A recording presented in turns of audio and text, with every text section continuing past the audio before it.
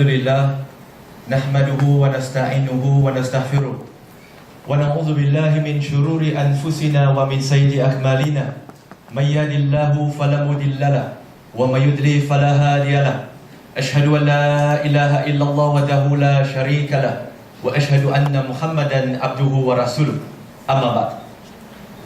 A'udzu billahi minasy syaithanir rajim. Bismillahirrahmanirrahim. Inna ad-dina indallahi Islam.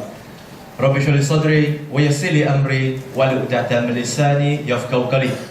Respected chairwomen, respected guests, respected brothers and sisters in Islam and in humanity, I would like to welcome all of you with the Islamic greeting. Assalamualaikum warahmatullahi wabarakatuh.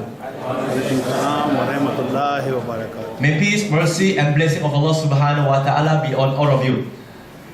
Now, the topic of my talk is Islam and Chinese cultural identity. Are they compatible?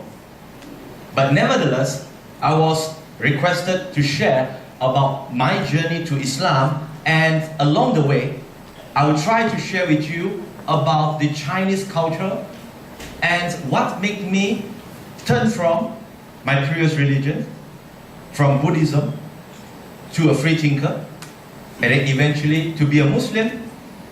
This is my story, and this story of mine could be your stories as well. My stories could be the stories of your friends as well. And Alhamdulillah, this event is in English, but I know that we are in Hong Kong. I just would like to clarify, and I would like to get some confirmation. How many of us do not understand English? Okay, Alhamdulillah. Okay, if you don't understand, you will not be able to raise your hand, by the way. So gotcha. Okay? That is the purpose. But now, any one of you would like me to translate into local language in order for you to understand better? Maybe Cantonese or Mandarin. 要我翻译去华语还是普通话还是广东话嘛？华语、普通话、广东话。I can speak Cantonese too. I'm a Chinese, by the way. That's why I dress like a Chinese. Not to impress you, but I'm a Chinese, okay? Okay, let me share with you my background. And you have to pay a bit of attention here for a very simple reason. The thing that made me turn away from my previous faith can be one of the reasons that our generations, our Muslim people today, turn away from Islam.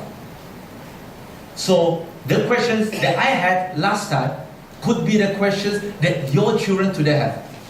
So let me begin. I born into a Buddhist family which is not a traditional Buddhist family.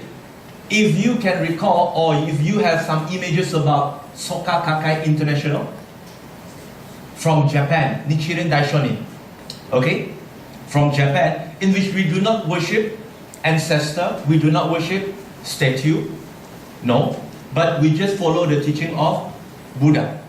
That was since young. I was born as a Buddhist, and from young, I have a lot of Muslim friends. Okay? And back home in Malaysia, and I know there are 2-3 people from Malaysia here. Okay? Back in Malaysia, majority of the Muslims are Malay. And I'm growing up with a lot of my Muslim friends. But to be honest with you, I do not know much about Islam. Those of you who have the experience living with Muslims, you might be aware about it. Those of you who are revert to Islam, you might be aware about it. That despite you have a lot of Muslim friends around you, sometimes you do not know what Islam is all about. The only thing that I know, that I can share with you today, is that I know that a Muslim should pray 5 times a day. They don't eat pork. They don't drink beer. Okay? They fast in the month of Ramadan. And then, what else? Yes, they have to pay zakat. And yeah, the best thing that my friend could ever offer me before I become a Muslim is that, yeah, Muslim men can marry up to 4. That's the benefit of it. Now, is this the most important and the most fundamental teaching of Islam? No, it's not. But this is what I know since I was young, mixed with all my Muslim friends. Now, growing up, and I will divide this talk of mine into 3 phases. the things that make me turn from my previous faith. And then eventually, the second phase, I will be talking about what made me turn to Islam. And then the third phase, I will be sharing with you about why I'm evolving in Dawah today. Now, growing up with a lot of Muslims, and by the way, I'm a footballer. Not a footballer, a recreational or social footballer. Last time, I'm an ex-footballer. Now, no more. Last time, I'm a midfielder. But today, I'm a misfielder. If you understand that. Miss the field. Completely. I represent the Malaysia's national youth under 17 and under 21. I used to play for professional football too. So, but in the team, I'm the only Chinese. Majority, 95% of them, they are Muslim. But yet, I do not know anything about Islam. During that time, the only thing that I know is that, okay, the Malay, they are Muslim, the Chinese, they are Buddhist, and the Indian, they are Hindu. This is how you stereotype these things. Okay? Back then. And then when it comes to 11 years old, when I was 11 years old, my grandfather passed away. When my grandfather passed away, that for the Chinese, they will have a certain ritual. Okay? A ritual like 3 days, 7 days, 14 days, 21 days, 49 days, 100 days, and even annually. When my grandfather passed away, they conduct a certain ritual. They call the priest to recite certain things around the coffin, in which I don't understand what they are speaking. What are they reciting? I do not know. It's quite foreign, it's quite alien for me, it's quite strange for me. It's like when we were young, you know, when, for those of you who are born as a Muslim, when your mom, your dad speak in Arabic, if you are not a native Arabic speaker, they speak in Arabic. What do you understand? You have the same thing like me during that time. Is that, okay, it sounds good, there is a melody in it. Look guys, is it a song or is this a Quran or what is that? We have no clue. The same thing with me. I have no clue as well. So, being a young kid, just 11 years old, I start to ask my first questions that turn my life upside down actually. What is my questions? I ask them. No. It sounds good. What are they singing? You know, with all these instruments getting together and they are singing, so I'm asking them, what are they singing? They said, no, they are not singing. They are just reciting something from the scriptures, the Buddhist scriptures. I said, okay, so what are they reciting? They do know too. My relatives do not know what they are reciting too. Fine. Then I said, what is the purpose of such a ritual? They said, okay, it's very simple. We hope by doing this, your grandfather will go to paradise. I said, wow, okay, easy way. No, that is my thought, yeah, that's my thought. And then, in the same time, if you were to realize, while doing that process, that ritual, what is the things that's happening concurrently? Any one of you would like to answer that? What is happening during the same time? While the priest is, reciting that, conducting the ritual, what is the same things, what is the other things that is happening in the same time? What are they burning? Paper money. Paper money, paper house, paper car, right? Am I right? Rest. And when they are burning the paper money, it is not Hong Kong dollar, it is not US dollar. What dollar is that? Hell banknotes.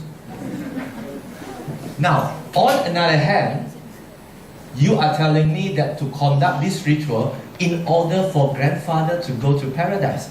If I'm coming to Hong Kong, do you think it's relevant for me to change my Malaysian ringgit to Indonesian rupiah to come to Hong Kong and spend? No, I should change to Hong Kong dollar. If you want him to go to paradise, you should give some paradise money. But in paradise, you do need money. So why are you burning the hell banknotes? And I'm confused. Now, when we are confused, we don't make conclusions. We ask again. So I went and I asked. Now, this is for paradise. What is all these things all about? I thought that You guys has been telling me since young that, in paradise, you will have everything. If you are a bad person, you will end up in hellfire and you will be punished there. So what is this for? So they told me, just in case your grandfather could not make it to paradise, if he go to hell, he can use all these things. During that time, I have a conflict. To be honest, I have a conflict. What is my conflict is all about? Now, in Islam, I have to make it very clear. Some people might thought that by me sharing my experience, the journey from Buddhism to free thinker to Islam, mean that I'm trying to ridicule other religions or insult other religions or my previous faith. Let me clarify. I'm not here to do so. I'm here to share my journey. It is not their problem. It is my problem.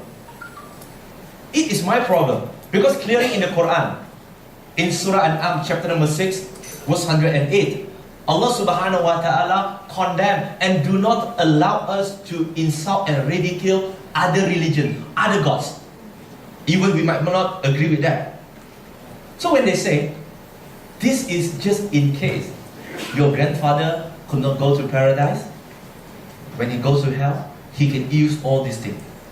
Now all those questions start to come into my mind and I start to get very confused. Why I'm getting confused? Because it was like, now, I can see that most of you are born in Hong Kong, Chinese face. I will try to relate to you those who are not born Chinese because I try not to make this talk too Chinese in nature. Yeah? Because we have global participants here.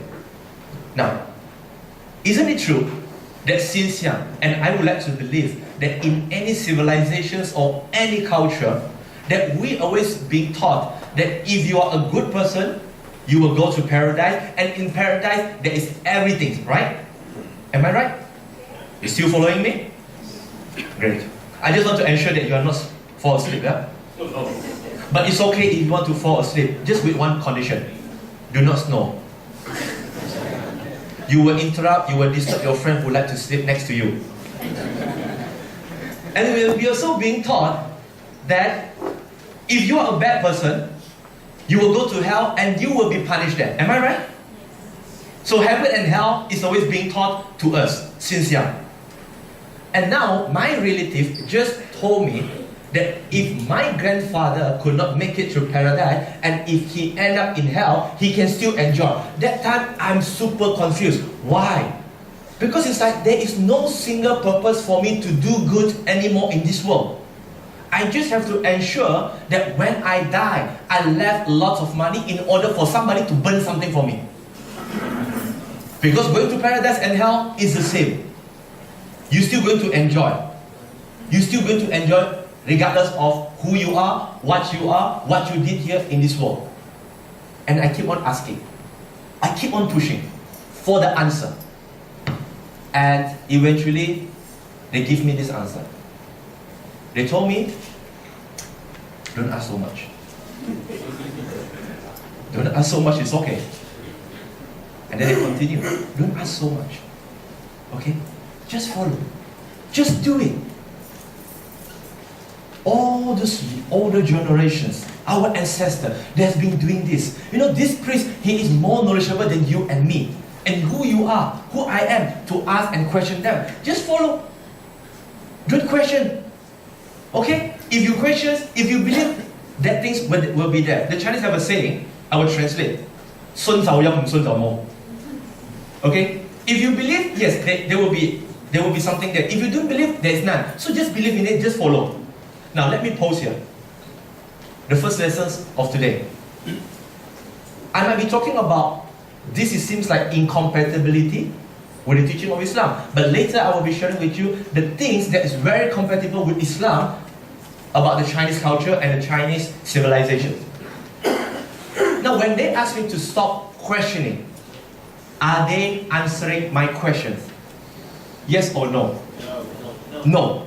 Now have you ever experienced anything like this, in which when you were young, you were born as a Muslim, or maybe when you are not a Muslim yet? How many of you here were a revert like me? MashaAllah, happy to see you guys around. When you are a not yet Muslim, when you were young, you ask certain questions about Islam. You ask your parents, you ask your friends. And then eventually they could not answer you. What is the ultimate answer they will give to you? Shut up. None of your business. Why do you ask so much? Am I right? Now, do we repeat the same mistake to our kids today? In which when they ask us a questions about Islam, Dad, Mom, why do we pray? Dad, Mom, why do we do this? Dad, Mom, why should we dress like this? Dad, Mom, why can't we eat pork like others eat? Why can't we drink beer? It's fine. Why? And just because we cannot understand and we cannot provide them the answer, and just to protect our ego, what do? No, we do it a nicer way. It's better that you don't ask anymore. If you ask further, there's no dinner for you tonight. So we do it a different way today. No longer shut up, but we'll just tell them, okay, if you want to have your dinner, don't ask. Now, let's ask ourselves this very important question, my dear brothers and sisters. Are they asking a wrong questions? No. Or a good question? Good questions. And me, just to share with you as well, I'm the counselor for the apostasy case back in Malaysia to handle people who would like and apply for apostasy in Malaysia. And I handle these questions. And the youngest ever that I have ever handled back in Malaysia is a young boy born as a Muslim, 13 years old boy. Born Muslim, received Islamic education since young. But during the counseling sessions, after 2 sessions, the thing that he told me why he wants to leave Islam is because he's been asking a lot of questions, and it seems like his parents keep on rejecting him and keep on asking him to go and ask his ustad. And when he asked his ustad asked him to keep quiet and silent. So he made a conclusion. For a 13 years old boy today, he made a conclusion: there is no answer for Islam. Islam is only for people who are blind. They could not think for themselves. Isn't it true today that not only Islam has this problem? Christianity, Buddhism, Hinduism, people are living particular faith for one very simple reason. They do not find the answer in that religion. And I do not find the answer too, unfortunately. Or maybe fortunately. If I found the answer, I might not be a Muslim today. And then they keep on asking me, just keep quiet. I said, no, I cannot keep quiet. Don't you remember that last time, we as a Chinese, we have been taught one philosophy, which is, do not do something just because other people ask you to do, but ask why you need to do. Isn't it true? Yes. And I'm just following that principle. And now it seems like you are asking me to go against that principle. At the end of the day, they say, don't ask. From that moment, 11 years old, these questions still remain with me. Still remain with me. Until I reached the age of 18. I'm still practicing Buddhism, but without knowledge. I'm just waiting for the time that I can make my own money. I can earn a living by myself, and I will stop practicing. Because if I don't practice, if I don't pray, what will happen to me? No dinner is no dinner is one thing. No lunch is one thing. No breakfast is one thing. No allowance is one thing. But the things that you are afraid the most when you were young is that your parents will whack you. Right? What would you do today if your kids don't pray? You will do the same to them, right? So we have just followed the same footstep of the others. Until I reach the age of 18, I'm free. And I'm really free until I make a decision that I no longer want to practice Buddhism. I just want to be free. I don't want to be tied down to any particular law, any particular religion. For me, all the religions are the same. Isn't it true? That a lot of non-Muslim or not yet Muslim today, when you talk about Islam or any religion with them, they will tell you all religions are the same. Am I right? They will tell you all religions teach good things, right? Yeah. The same thing with me. So that's why I say, the things that I know and the things that I question can be the questions that they have last time. Now, although I'm trying to be very free, I still believe there is a God. Who is the God? I don't know. But I just make a quick decision. I believe there is a God. But this God is not a human being. And a human being like me, like you, could not become God. Why? Simple. Because if God is a human being, and human being can become God, there is no need for me to worship God today. Because eventually after I die, I might and I can become God too. Now, why do I make this decision? Very simple.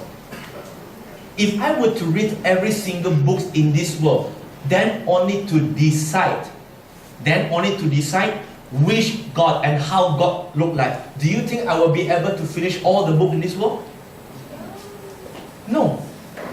I won't be able to finish all the books. And to read all the scriptures, do you think I have the time? No. And I just make something very logical. And I say, no, God cannot become man and man cannot become God. If God is a man and man can become God, eventually everyone can be God. And because I was grown up as a Chinese, and I'm still a Chinese by the way, I have to insist that I don't choose to be a Chinese, but Allah created me to be a Chinese. Now, this decision, when I say that God is not a human, human cannot become God, because in the Chinese society and Chinese culture, when you look at them, what do they worship in their own house? Yes, a statue in the form of human. Look like me, look like you, am I right? Okay? And that is the same question that I asked them last time before I become a Muslim. I asked them this simple question, and please help me. Is my questions legitimate and valid? I asked them, what are you worshipping? They said, worshipping God. Okay, I respect that, I told them. That is before I become a Muslim. I respect that. But when he became God, when did he become God? He said, well, he's a God. Okay, he is a human, which means he lived a life. Okay, yes. So when he is alive, did he know that he is a God or he do not know? He said he do not know that he's God. So when did he become God? After he died. And who appointed him to become God? Somebody else. Now, during that time, I keep on questioning. I ask, now, if someone appoints someone to become God, which means the one who appoints this person to become God is more God than the God himself. Like for example, if I were to appoint, if I have the authority to appoint a CEO, who have more authority, me or the CEO? Who have more authority, me or the CEO? Me, which means I have more power over him because I appoint him and I can fire him. Am I right? So I asked them, who is the one who put him as God? Which means that person who appoint him to become God, he is more God than that God. But if you were to tell me that this person that you worship today, he is a God when he is alive. Now you just told me that God died. And I cannot accept God died. So it's either you commit between one fallacy to another. More questions coming up. I know, now you're a bit tired, right, with a lot of questions that I have. Do you encounter such a question before? No. Not really? Some of you, yes? Yes. And some of you might say, no, but brother, how can you make something logical and then you choose a religion? No, I have not chosen a religion by then. By the age of 18, I have just rejected most of the religion that I know of, except Islam. Why? Because most of the religion that I know of back in Malaysia, they are worshipping something. like human being, a creation. But Islam is the only religion that I know of do not worship anything, but I still do not know what they worship during that time. I rejected all, but I do not accept Islam yet. And because Islam is very much belong to the Malay back in Malaysia. Just like back in China, 当我在中国的时候, okay, when I was in China, 2013, I went to Beijing, Yinchuan, Shanghai, Guangzhou, Nanjing, Hong Kong, okay, to shoot a travel log. I give a salam to a Muslim there, a waitress. She is a Hui Muslim. So I said, Assalamu alaikum. She said, Wa alaikum salam. I asked her, are you a Hui Muslim? I do not know either she is a Hui Muslim, Hui Zhu, 还是汉族. I'm not sure. So it's better for me to ask rather than to make my own assumption. Are you a Hui Muslim? 你是回族吗？是啊，我是回族. Yes, I'm a Hui. Ah, yes, very good. I'm a Muslim too, but I'm Hanzu. 我是汉族. You know what she said to me? She said, what? You are Han? 你是回族？然后你是汉族，你也是一个穆斯林？是啊。I will translate to you guys later, yeah? Because it sounds better when I speak Mandarin in this conversation. 你是汉族？你是一个穆斯林？是啊，我是汉族，我是一个穆斯林。然后他立刻打我，他和我讲，哎，没有可能，你们汉族不是穆斯林，你们全部汉族就是一个咖啡，回族才是穆斯林。Now, some of you who do not understand Mandarin might be, why are they laughing, right? Let me translate to you guys. Okay? I asked her, you are Hui, right? Yes, I'm a Hui. But I'm a Han. I'm a Han, but I'm a Muslim. Because the majority Muslim in China is Hui. Huizhu, 对吗? In China, is Huizhu. So I said, I'm a Muslim, but I'm a Han. So she looked at me with a very weird look that I cannot imitate. She said, you are a Han and yet you are a Muslim? I said, yeah. No. You guy, as a Han, you are not Muslim. All Han are kafir. Only the Hui are the Muslim. Now, the same thing back in Malaysia, that most of the Chinese or the not yet Muslim, they have this perception that Islam belongs to one particular race. Okay? Islam belongs to one particular race. And for very simple as well, that why I make the decision that I do not want to read and I could not read all the book in order for me to decide which God. For example, how many of you who are married here? Okay, great. Now, just a very simple question to see whether this is logical or not. Some people say, how can you decide which God you want to worship based on that simple logic? You should read.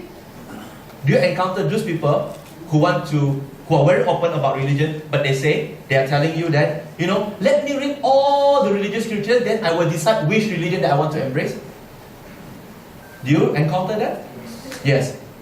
So, those of you who are married, only few of you who are married, are you sure? let me see the hand again. How many of you who are married? Okay, it seems like the husband is raising the hand, the wife is not raising. I don't know what does it mean. Okay, fine. Now, most of those of you who are married, do you go and interview every single girl or man before you decide who to marry? Do you? Then how do you know you choose the right one? That's what I'm regretting now, right? My wife is not here, that's why I say that. You don't go and interview every single girl or every single man to find the Mr. Right or Mrs. Right. Am I right? But how do you choose your spouse? You just have a criteria in mind. In order for someone to be my wife or to be my husband, he or she needs to have this. If he fulfill or she fulfill this criteria, inshallah, this can be the Mr. Right or Mrs. Right for me. I don't have to interview every single one. Am I right? Does it sound logical to you? Yes. Who said no? It's okay.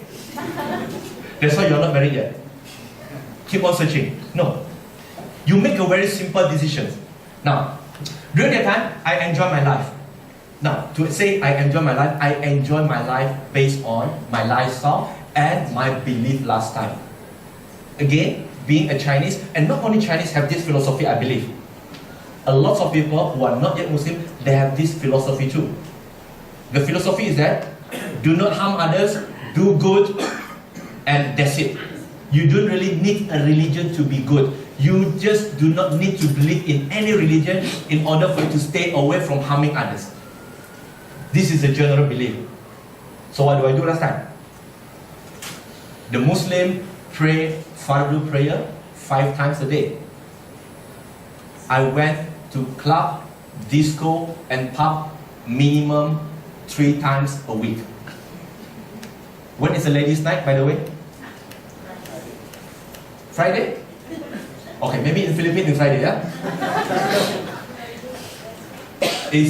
Okay, don't try to think about this, okay? I'm just sharing with you. Wednesday and Thursday I will be there, and Saturday night fever I will be there. Okay, 3 days, this is mandatory. I'm not talking about the Nawafil yet. The additional one. Sometimes for the entire week, I will just hang out in the club, in the pub. I will just enjoy until the bouncer will know who I am. I will have my special table. And I'm the one who bring along and brought my friends to club. This is the leader. We even have a name for our group. We call it Clubster. So you can know how much we love clubbing last time. Okay? Now, I enjoy the way I enjoy. No purpose, just keep on drinking, gambling, and then just working. And I hope from one job to another job to another job. Most of my job last time do not last more than 1 year. Do not last more than 1 year. Now, I will bring you to the second phase of my life. And being a good son, I'm not trying to praise myself because self-praise is not a praise anyway. My mom told me, most of the time she will advise me. She told me, son, because most of the time I will go out around 10, 11 o'clock at night, and she will advise me, son, don't come back too late. Come back early. Now, as a son, should I listen to my mom? Should I? Yes. So I listen to my mom. I do not come back late. Never. Every time I will come back early morning. Very early, right? Because it's 2, 3 o'clock, it's late. If let's say early morning, 6, 7 o'clock, when people go out for jogging, I just go back and sleep. Very early morning. So early, this is a very ambiguous word. So next time when you give advice to your children, make sure what time. Don't tell them very early, they will use the same excuse that I used to use. Okay? Now, I just enjoy. And then, on one fine day, while playing football, I injured myself. And I could not work for 1 month and I was terminated. And then I got an offer to migrate to another state, which is in the Borneo state, to Sarawak. Okay? Those of you who have not been to Malaysia, I would like to welcome and invite you to Malaysia. Now, Malaysia Tourism do not pay me to promote Malaysia, by the way. Okay? But just a welcome. And then I migrated there, and in that particular state, it is not like Kuala Lumpur. It is not like Kuala Lumpur. Because in Kuala Lumpur, when you go to the cities, you will find a lot of club and pub, a lot of entertainment outlet. There is a place where I hang out. Okay? There is a place where I hang out last time. But when I migrated to Kuching, Sarawak, there is not much entertainment outlet. There are some, but very far away. And when I'm alone, I start to think about my life. I've been enjoying for the past 4, 5 years, 6 years. Going all up to enjoy. And then I start to think and question myself. What is the purpose of my life? What is the purpose of my life? Is my life is all about working, earn a living, and then married, have a children, grow old, and eventually die? Is this my purpose? If this is my purpose, I'm telling myself, my life has no difference with the monkey in the jungle. There's no difference. And I believe there is a God. And this God created me for what? In our life, either you agree with me or not, in general, we human beings, we have three main questions that we always ask ourselves. One of the questions is, where are we coming from? Now, some of you, or some of our friends might say, well, we are coming from the womb of our mom. Or some Chinese believers say, we human originated from a stone. Okay, from the stone. But these questions remain there. Where are we coming from? Which means, who created us? Number two, why are we here in this world? Just to have fun? Just to do what we like? And number three, where are we going after we die? These three questions, almost every single human being who have a brain, who have a faculty of intellect, they will come across at least once in their life. The differences is that either they make any actions out of these questions that they have, or they just brush it away and say, well, let's think about it. Why think so much about dying? Why think so much about the hereafter? Let's enjoy our life after die, only we think. Is this something familiar to you? 諗咁多做咩嘢啦？死咗過後先諗啦，死咗過後冇得諗㗎啦。A lot of people today, they think this way. Then why do you think so much about dying? About hereafter? Let's enjoy your life, and then after we die, then only we think. After we die, there is no more thinking. You're just waiting for the decision. So I keep on searching. And I have some phobia to ask questions to my friends, especially a Muslim. Why? Because back then, I asked a question to my friend, a Muslim. I asked, you Muslim, why you cannot eat pork? You know, pork is very nice. I'm trying to have fun with them. Okay? I asked them, why you Muslim cannot eat pork? You know what did my friend answer me?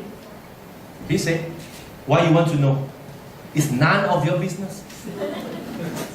It's a Muslim, it's a Malay, it's an Islam things, okay? If you want to know, no problem. You embrace Islam and you circumcise first. Just by asking a question, I need to embrace Islam in order to know the answer, and not only that, I have to circumcise.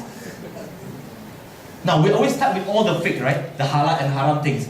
I have to circumcise, and I say, no thanks. If you were in my position, will you be interested in this religion? No way, man. Just by asking a simple question, this person has just threatened you by saying, going to circumcise you. No way, man. If I were to proceed to ask another question without any answer, they will tie me and they will circumcise me on the spot. No way, man. I say no way. But just because I want to know the answer.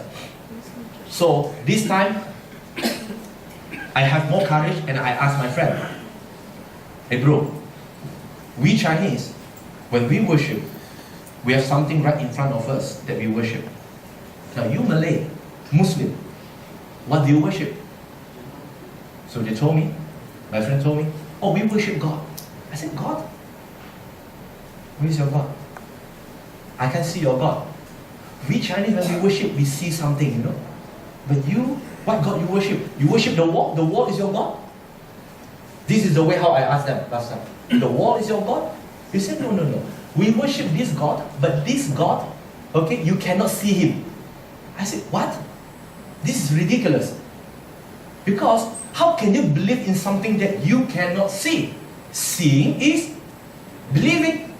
If you cannot see something, how can you believe in it?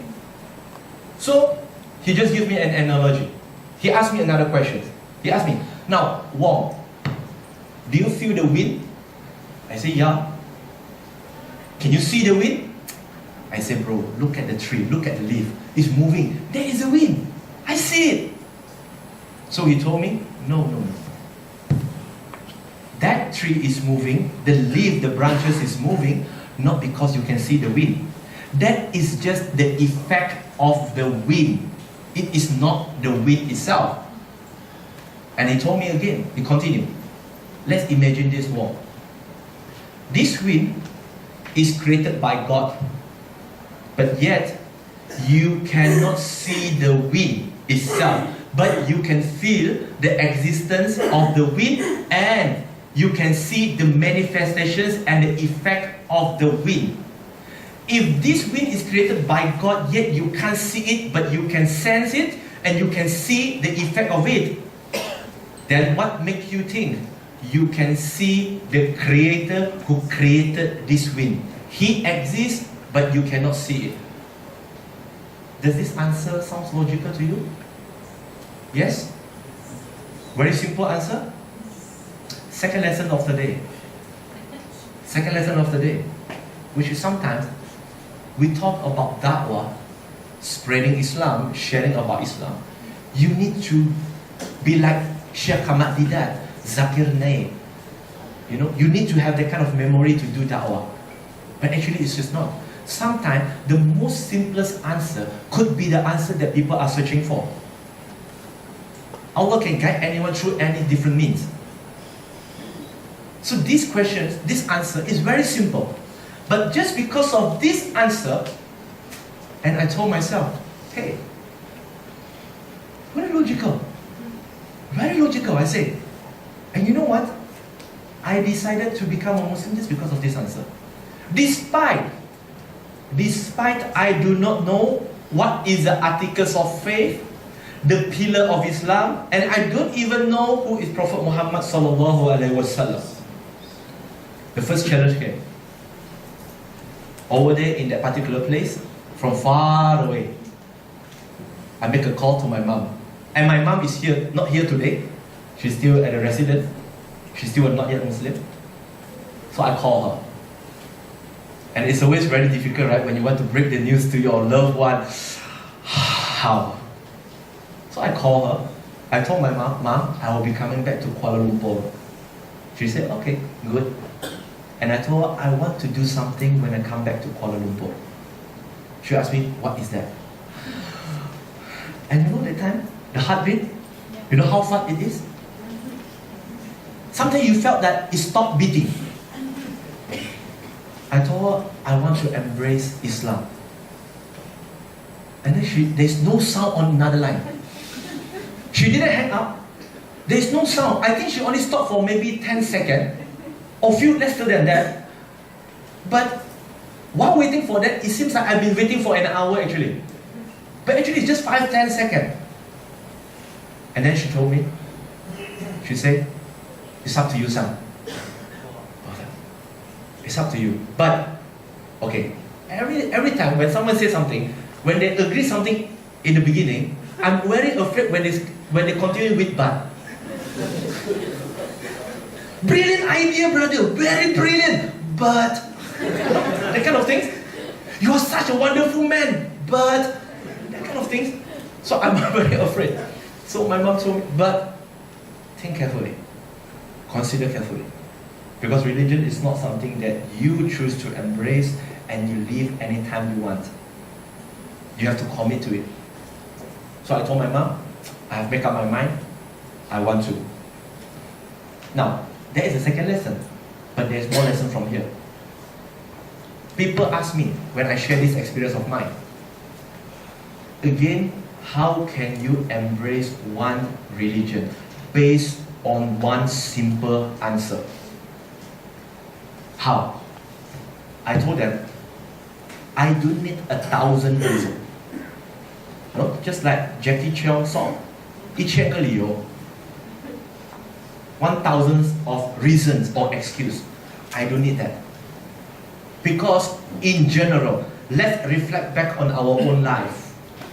How many decisions do you make that based on one simple decision, based on one simple logic, that you don't need 10 or 100 or thousands of reasons to do it? Okay, again, those of you who are married, again, raise your hand. Lesser people, raise your hand now. Okay, brother, when you get married to your wife, what is the 1,000 reason you married her? If you cannot provide me with 1,000 reasons, I'm not trying to make fun of him, I'm just trying to give you some example of how illogical some people are when it comes to making decisions. Do you have 1,000 reasons during that time? What is the reason? The main reason. He just loved her. Dr. Abdullah Siu, right? Yes. I remember his name. When you married your wife, what is the 1,000 reason? Or you sing Jackie Cheung's song for her? What is the reason? She loves Allah. She loves Allah. MashaAllah. Very simple reason. Now, how many of the time that we make decision in our life that is just based on one simple reason? You marry this person, you love this person, you be kind to this person, not because that person is super kind or 1,000 reasons that he is kind or she is kind to you, but because you did it for the sake of Allah subhanahu wa ta'ala. One very simple reason. Why do you eat?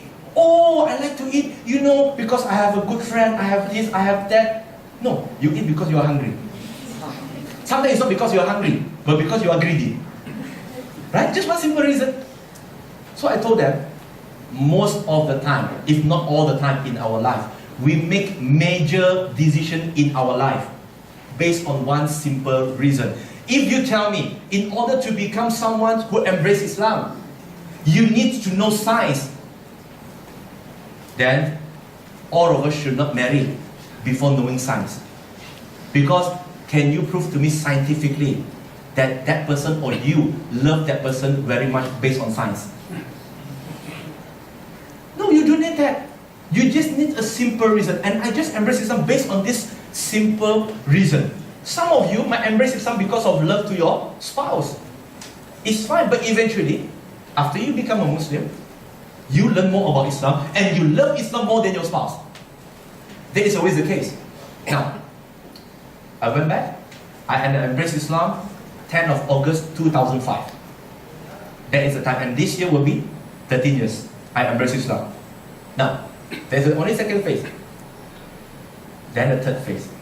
I have a confession to make. Can I make a confession? Sure. Sure?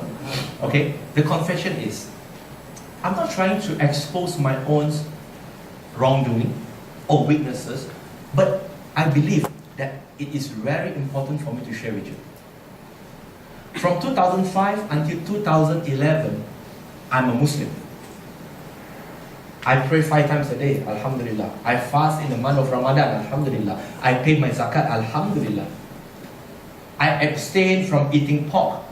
I abstain from drinking beer. But by the way, last time I used to drink beer, but now I stopped drinking beer. Do you know why I stopped drinking beer?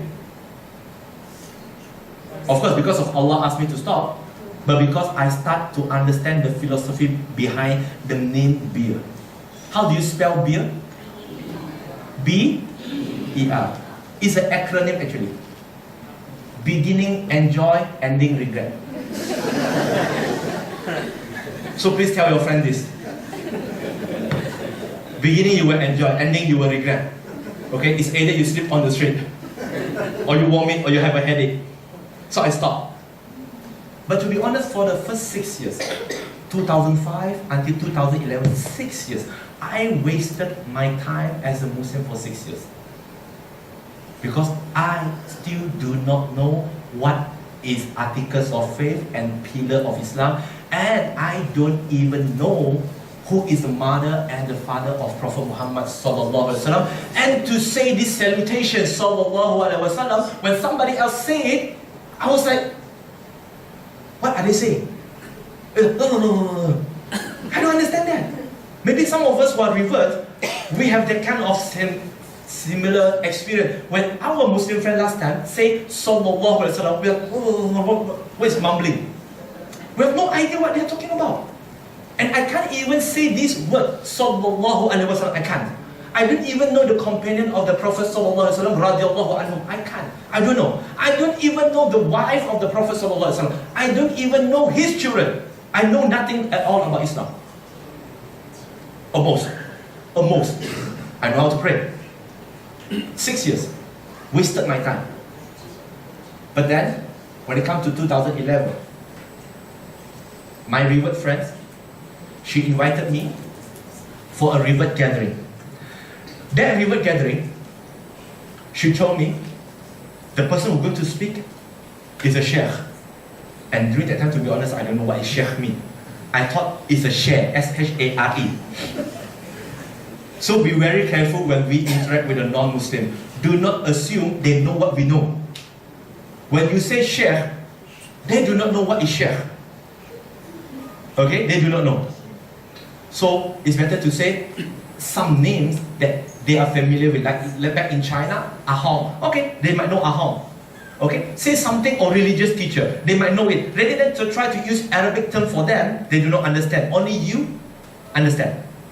So you say, this sheikh, he is very famous. He is a Chinese Muslim. He is famous worldwide. When she mentioned that name, I do not know him. Okay, then I attended that talk. And that sheikh, he shares something very simple.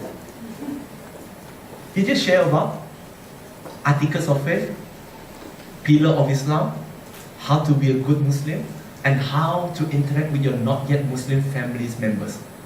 Something very simple, but when I'm listening to his talk, I'm just like a young kid watching cartoon.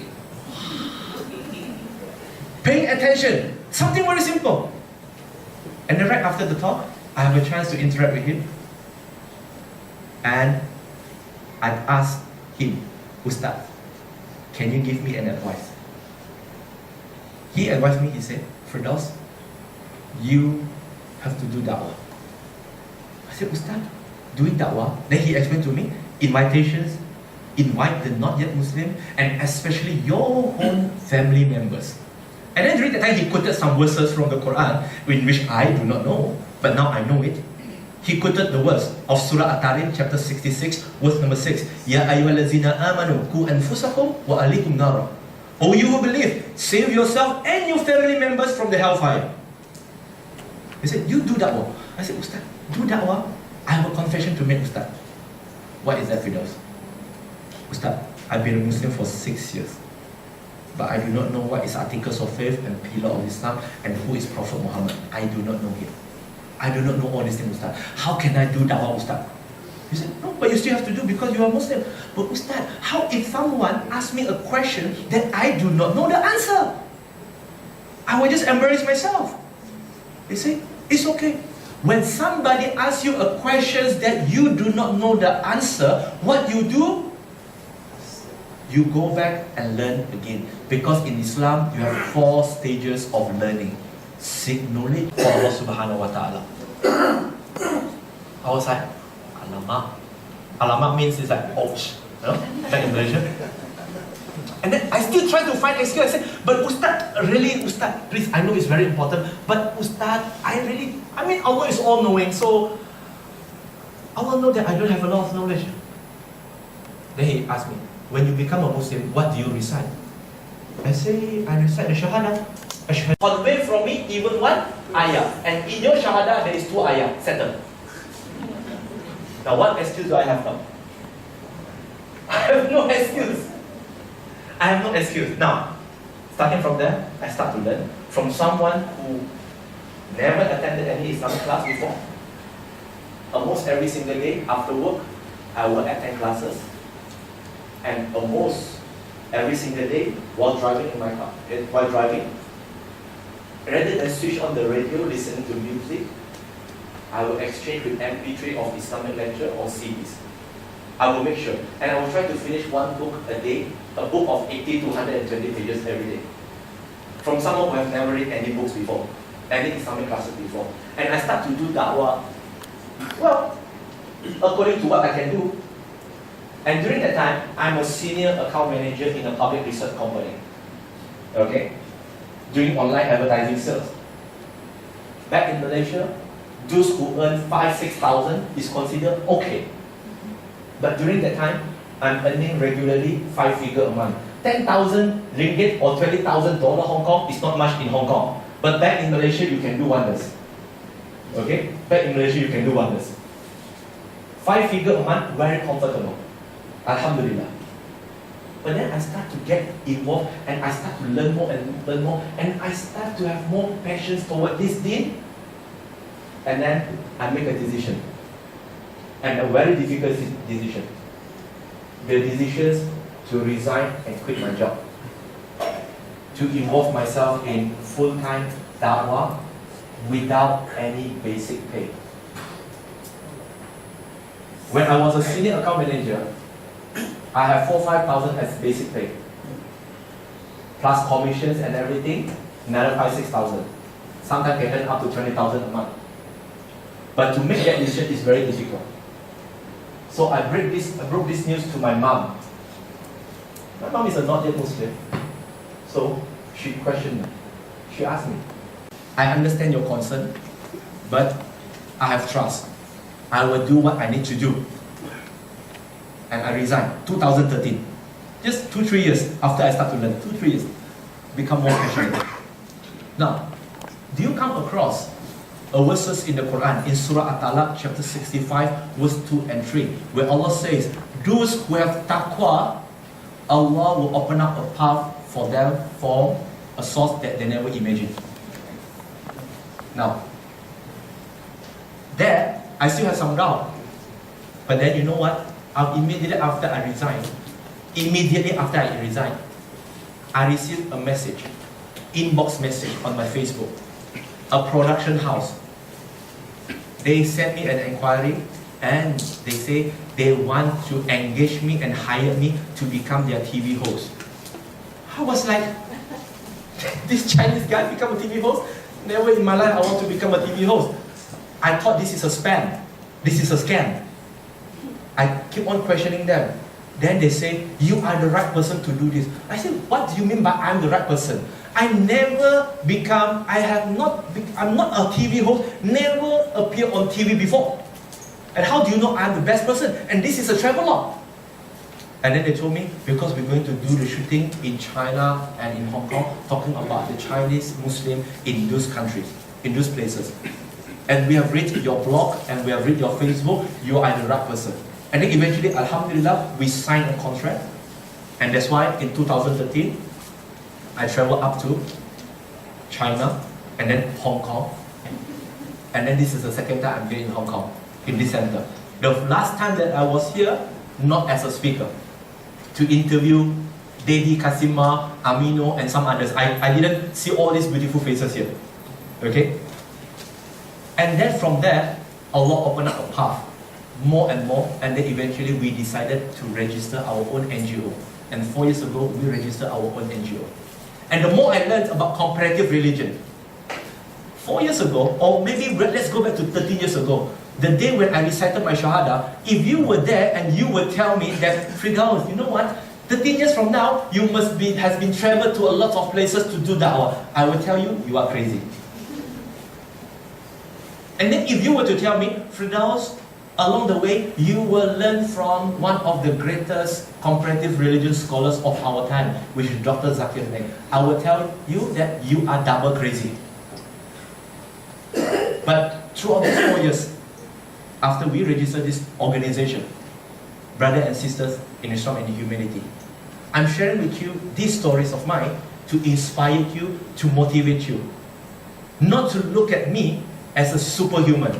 I'm just another human being like you. And most of you who are right in front of me have something better than me. Your English can be better than me. Your Mandarin and your Cantonese can be better than me. Your Arabic, your Quran recitation can be better than me. The thing that you see today is not me, but is the manifestations of the power of Allah subhanahu wa ta'ala. For the past 4 years, personally and through our organizations, we have been traveling to Southeast Asia, Indonesia, Singapore, Thailand, India, Sri Lanka, and then up to China, Hong Kong, UK. And then not only that, 2016 and 2017 is a milestone for us. That is the first time we set our foot in the continent of Africa. We went to Uganda, Zambia, Zimbabwe, Botswana, and South Africa to do da'wah there, a third world country. Never before. And along the way in 2016, Allah gave me an opportunity to learn from Dr. Zakir Naik for 6 weeks. 6 weeks. Okay? It's a very comprehensive. And right after this workshop, next Wednesday, I will be going back to Malaysia on 16th of April. On the 18th of April, early morning, I will board another flight to Peru, Colombia, and Amsterdam. Why all these third world countries? Very simple, sister, brothers, is that Allah says in the Quran, in Surah Muhammad, chapter 47, verse number 7, Ya ayyuhallazina amanu in tansurullaha yansurkum. Oh, you who believe, if you have the religion of Allah, Allah will help you. Now, I will talk about some similarities that I have shared with our brothers and sisters before we go for the break about the Chinese identity. And me personally, I have a feeling of self-obligations. These obligations I do not put upon others, but I say this is my self-obligation. That being a Chinese, being a Muslim, I felt an obligation to share Islam to my fellow Chinese brethren who are not yet Muslim in Hong Kong, in Taiwan, and in China. Because throughout the world, we do not have a lot of Chinese Muslims who are heavily involved in da'wah, speak Mandarin and speak Cantonese. My Mandarin and Cantonese is not good, but I can communicate. I have the feeling, a self-obligation that I need to do something. And then a lot of Chinese, they do not aware that there is too much of similarities between the Chinese belief and the culture and philosophy and Islamic teaching. For example, I will say few words, few proverbs in Chinese. Please correct me if I'm wrong. Okay? Number one, talking about oneness of Allah subhanahu wa ta'ala. In Cantonese, there is a saying, Tok yat mo yi, tu yi wu er. 对吗? What does this mean? Now, for some Chinese, they will say, now this only means that that person is superb. He is so great. He is a great athlete. He is on top of that. There's nobody like him. I agree. That can be one of the saying. But eventually, when you look at this, in some of the mosques in China, if I'm not mistaken, it's supposed to be in Najiahu. Najiahu 清真寺有写字就是独一无二. Because I went there to Najiahu. Okay? There is a saying, 独一无二. What does it mean by 独一无二? When I share with the Chinese who are not yet Muslim, they are very familiar with this word. So I say, you know what? This is the saying in Islam too. What does that mean? They ask me. I say, 独一无二 in Islam means there is only one God, not two gods. Even in Hinduism, in the book of Upanishad, Chandogya Upanishad, book number 6, chapter number 2, verse number 1, it says, Ekam Evavitiam. It means God is one, there's no two. Same saying with the Chinese saying, 独一无二. Number 2, when the Chinese, they have problem, do they call out, what God do they call out? What God do they call out, the Chinese? 天啊, 天啊. Am I right? What do you mean by 天? They're not asking the sky, by the way. What is sky? Sky means it's huge, it's large, it's great, right? Now, when we call upon Allah, when we do our takbir, Allahu Akbar, in English what do they call? God is the greatest. So for the Chinese, this has been their saying all this while. Regardless of what belief they have, if you were to realize in most of the Chinese movie or drama, when they have problem, they will always call upon the 天啊. They will cry to the 天, to God. No intermediaries. That's number 2. Number 3. 人算不如天算. Can you translate in Mandarin? 对了啊，对，你们讲的华语太好了，你的普通话太好了，我的普通很糟糕。那人算不如天算 ，What does it mean? 我makaru Allah. We plan and Allah plan, right? 對 that's number 3. Number 4. 對得住天地良心. What does it mean? What is 天 again? God. 天地良心.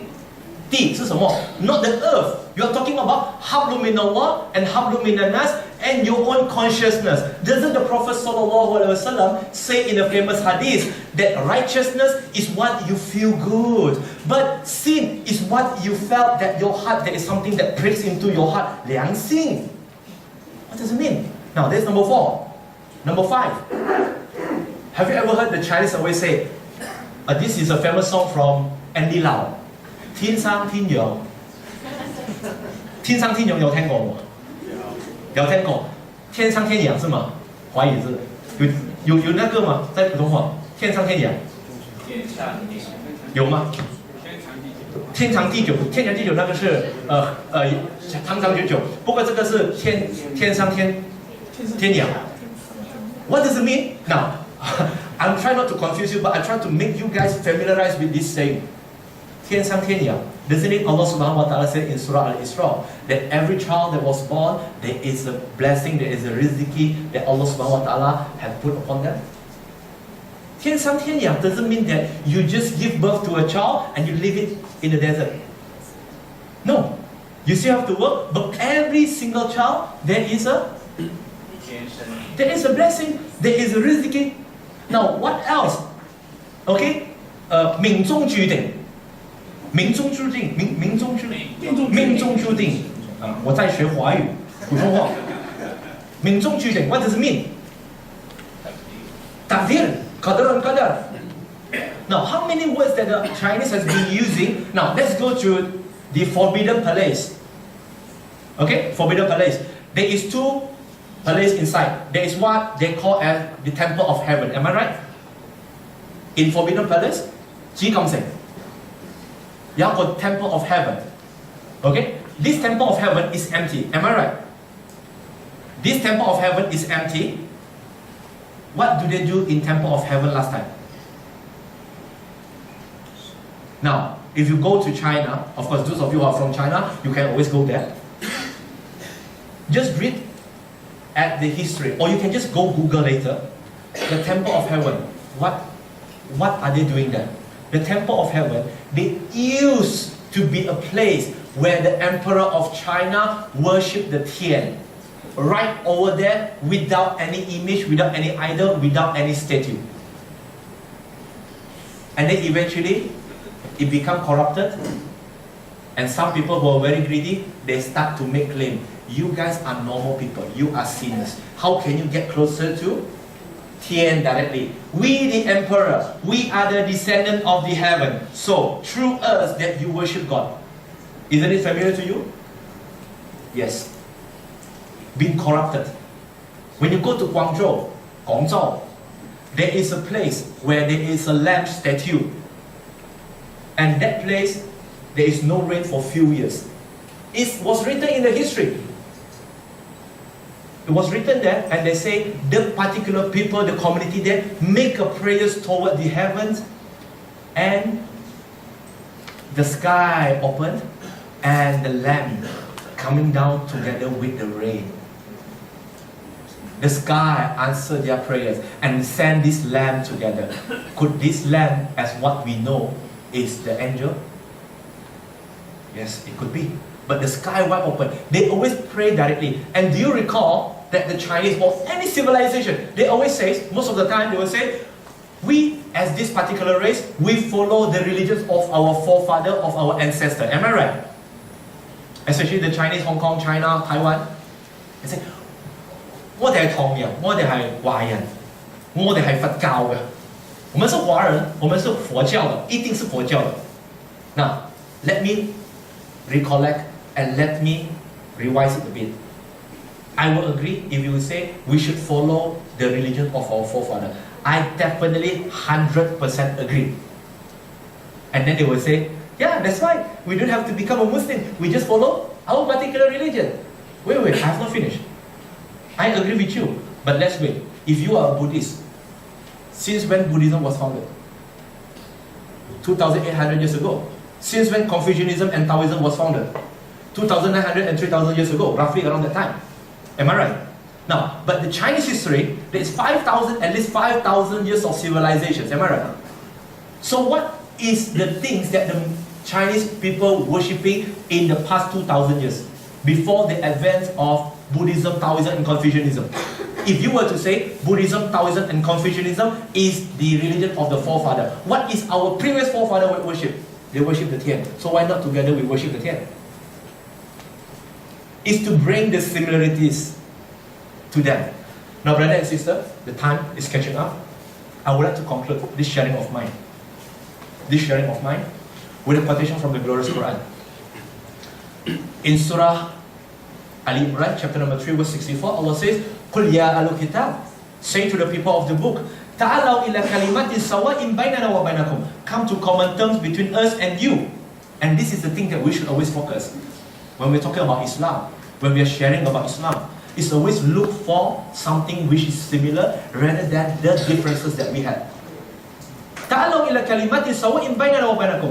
Alla na'budu illallah. We worship only Allah. Wala nushrika bihi syai'an. And we do not associate partner with Allah. Wala yatakiza ba'duna ba'dan arbaba min dunillah. And we do not erect any lots of patron beside Allah. Beautiful words. You know why? When Allah said, "Alla na'budu illallah," we worship only Allah. "Wala nushrika bihi syai'an." We do not associate partner with Allah. What kind of partner? Allah give us an example. "Wala yatakiza ba'duna ba'dan arbaban min dunillah," which means do not erect any lots of patron. Isn't it true that anything that is being worshipped today beside Allah look like you and look like me? Do not erect any lots of patrons? Yes. وَلَا يَتَّكِزَ بَعْدُنَا بَعْدًا أَرْبَابًا مِنْ دُونِ اللَّهِ. And Allah knows. An encouragement for us. If people were to turn away, there will be only some people will accept the message and willing to listen to us.